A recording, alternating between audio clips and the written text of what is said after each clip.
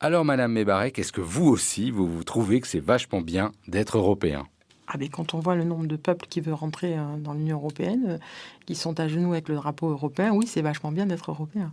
Alors, plus sérieusement maintenant, Madame Mebarek, j'aimerais que vous nous disiez s'il y a un sujet, un vote qui vous a marqué au cours de votre législature durant ces 5 dernières années. Je crois que ce qui m'a marqué, c'est honnêtement la rapidité de la réponse sur la solidarité sur la pandémie, à la fois sur tout de suite les fonds débloqués pour acheter le matériel nécessaire, le matériel médical, les masques, et puis ensuite la mutualisation sur l'achat des vaccins, parce qu'en fait, on pensait que l'Union européenne était une lourde machine.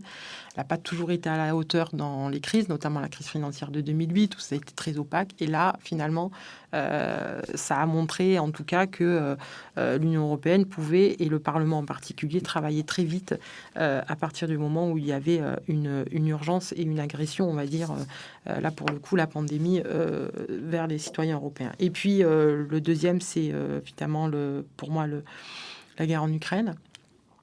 Et pareil, dès le lendemain de l'agression russe, il y a eu tout de suite un bataillon de réunions. On a pu à la fois travailler sur la partie de la sanction, à la fois sur la partie de la réponse pour sortir de la dépendance du gaz russe, mais aussi à l'accueil des réfugiés.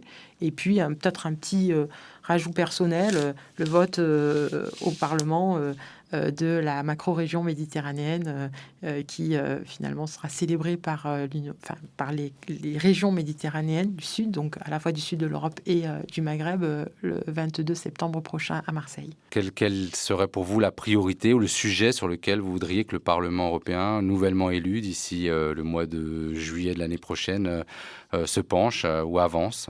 Alors, un nouveau Parlement européen élu et plutôt de gauche et écologiste, ce serait déjà première chose. Pourquoi pas tant pour plaider pour Machabel, mais parce que ça nous permettrait de mettre tout de suite la partie de la transition, une fois qu'on a terminé l'arsenal législatif sur la neutralité carbone, il s'agit maintenant d'amorcer et continuer et surtout faire amplifier la partie de la transition juste. Et donc là, je passe à la reconversion des salariés, je pense à réarmer notre industrialisation verte, je pense à la formation des jeunes et des moins jeunes, je pense à l'emploi, je pense à l'épanouissement, je pense à la communauté. Il y a de vastes sujets. De vastes sujets. La protection des Européens qui aiment leur art de vivre et qui doit le protéger et qui en même temps ne doit pas être les derniers de la reconversion écologique et de la transition numérique.